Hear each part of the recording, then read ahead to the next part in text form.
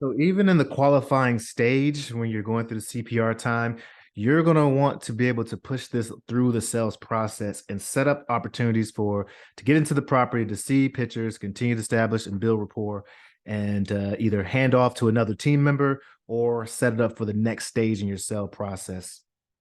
Now, if the lead is qualified by the CPR time, then you need to go ahead and set the appointment, especially when you're starting off. You want to go ahead and set as many appointments as possible so you can really gain market experience and experience actually going through this tool or system.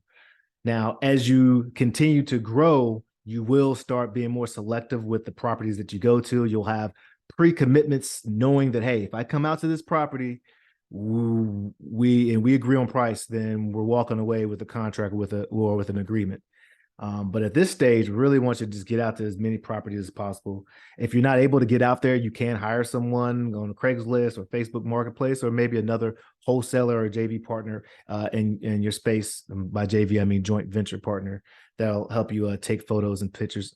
But make sure you check out the PDF that has the list of what you are going to be taking pictures of. But you're always going to set the expectations as well on the appointment. So on the appointment, make sure you get there early, 15 minutes early at least, so that you can, one, view the area that you're engaged in, and just to get your mind right, right? Now you want to show up on time. If you say 12 o'clock, you want to knock on the door right at 12 o'clock. You're setting these micro commitments that you are fulfilling, which goes a long way subconsciously, and building trust and certainty. Again, set the rules and expectations. Hey, I'm just going to take a vote video, won't have audio in there, and I'll be taking pictures.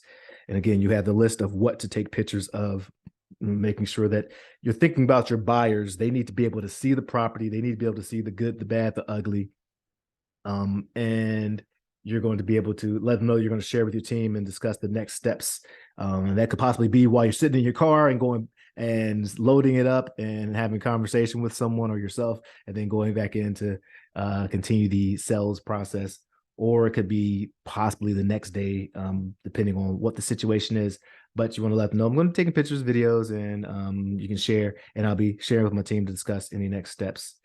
And then have them show you the property. Hey, is there anything you want me to point out and show? And just let them show you the property. Now, you're not beating up the property. Don't argue with the seller. If you see something terrible or ugly, you can, of course, make some nonverbal, verbal, I guess, but don't like say, hey, what's up with this cracked wood or things of that nature. We're not arguing. We're not trying to be contentious, but we do want the seller to know that we see it. If you're dealing with a tenant, this is a great chance to really see what's going on, because the tenant's going to tell you everything that is wrong with the place. Trust me, they will. And again, you're going to constantly be building rapport throughout the time that you're there. Now, after the appointment, make sure you immediately load the videos and pictures into a folder. I highly recommend a Google folder or some cloud. And you want to go ahead and do that, because you're going to be seeing a lot of properties, and in the follow-up system, some of these properties that you saw a while back, you'll be getting under contract maybe a month, 2 months, 3 months, 4 months, a year down the road. And it's great to already have the videos in there so you don't have to scramble and look for them. Now, be sure to remove any audio before you load the video to YouTube or whatever site that you're using. And most phones can actually do that directly from your phone. And you label the video or photos. Make sure you label with the street address, but make sure that the street address is blocked, and address only has 2 S's, but it's all gravy. So, for example, 2445 South Main Street, video. I'm going fast, gracious. Write it as 24XX South Main Street. Okay, so that you can protect your address. There are a lot of amazing people out there in the world, but we also want to make sure that we're protecting our deals and our leads. And sometimes people will take the address and try to connect directly with the seller, but I wouldn't worry about that too much, because it's not that it's always a huge issue. And if you set the right expectations and build the right type of rapport, it's not going to matter. You're going to be able to still connect with the still gonna be able to get the deal. All right.